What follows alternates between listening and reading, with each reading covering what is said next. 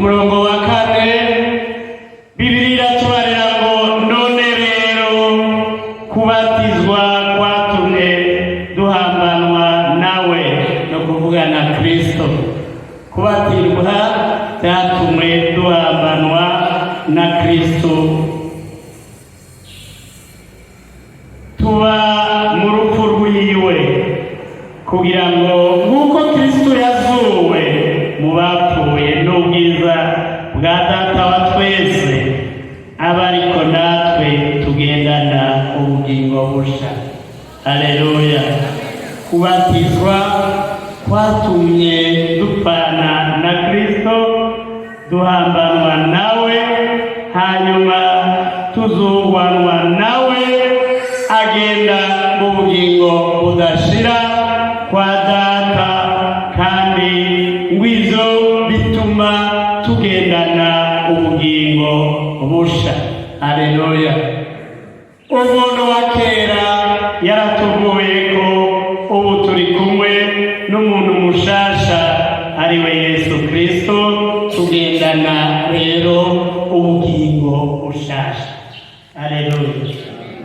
Reka kandi twakirane muri iri jambo ryo muri 30 ryo mu Baroma nyene mu gihimba 8 ku murongo wa 34, aho tubandanya iciyumviro kiri kuri uwo murongo duhejeje. Ku murongo wa 34 mu gice 8 c'Abaroma, igice 8 c'Abaroma ku murongo wa 34 aratubarira ngo ninde azobatsindisha.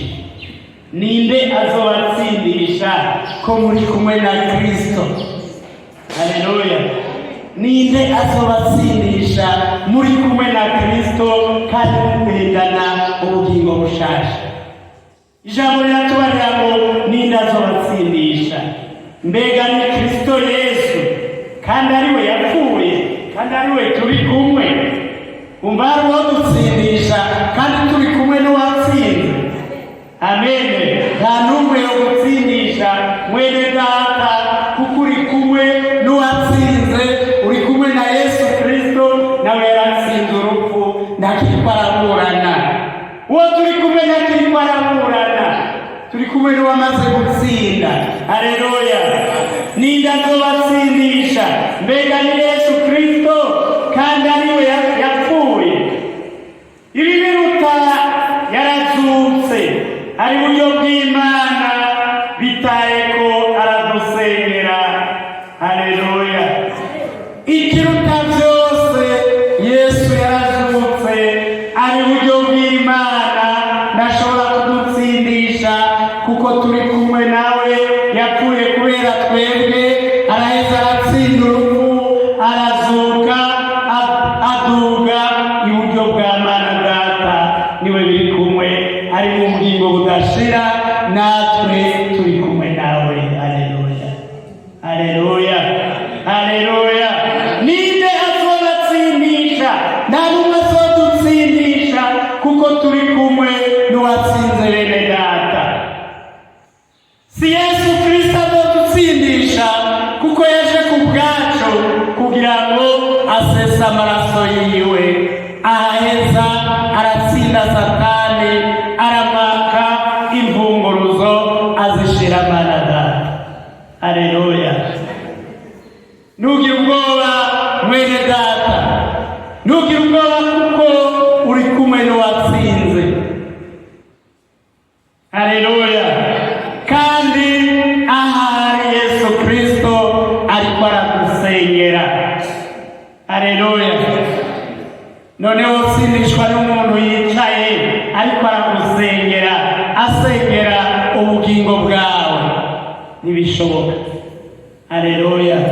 Uriko uwavuye mu ijuru, yaje kuducungura, aca asubira mu ijuru, ubu ari kumwe na Se, kandi icyo ariko arakora ni ukudusengera kugira ngo tusobone ubugingo budashira. Haleluya. Haleluya. Ndakwifuriza mwene Data kwama uri muri ubwo buzima bwo kugendera mu nzira ya Kristo. Haleluya. Umukozi w'Imana yatambuye ngaha yavuze ati ibyo gukora byose, icyo tuvuga cyose, tubanze tuharure icyo turiko turavuga. Haleluya. Niryo jambo yatubariye rikuru, ibyo dukora byose, naho yoba umuntu yagushavuje, ubanze uharure ntiwishurireho, kuko niyo wishuriraho ushobora kwishura ibija kugusubiza mu mubiri. Haleluya. Ariko wande kubaza Imana, Mana nishura iki? Mana nkora iki? Mana niyangane, simbave nkora ibinteranya na wewe. Kuko ijambo ry'Imana riratubarira ngo dukore ivy'ukugororoka. Haleluya. Haleluya. Dukore ivy'ukugororoka. Muri iryo jambo yatubariye umukozi w'Imana, ubigenjeje kurya nene, icyo ukora cyose ukabanza kubaza Imana, uzoba uriko urakora ivy'ukugororoka. Nawe nta kindi ngo ariko arakora atari kudusengera. Kandi Bibiliya yatubarira yuko Yesu Kristo ari we uhoraho. Haleluya. Turahiriwe, turahishije, kuko wa wundi yasesa amaraso yiwe niwe ariko aradusengera uno munsi, niwe atanga ubugingo kandi ngo niwe uhoraho. Haleluya. Ndabakiriye muri iri jambo bene data, iri jambo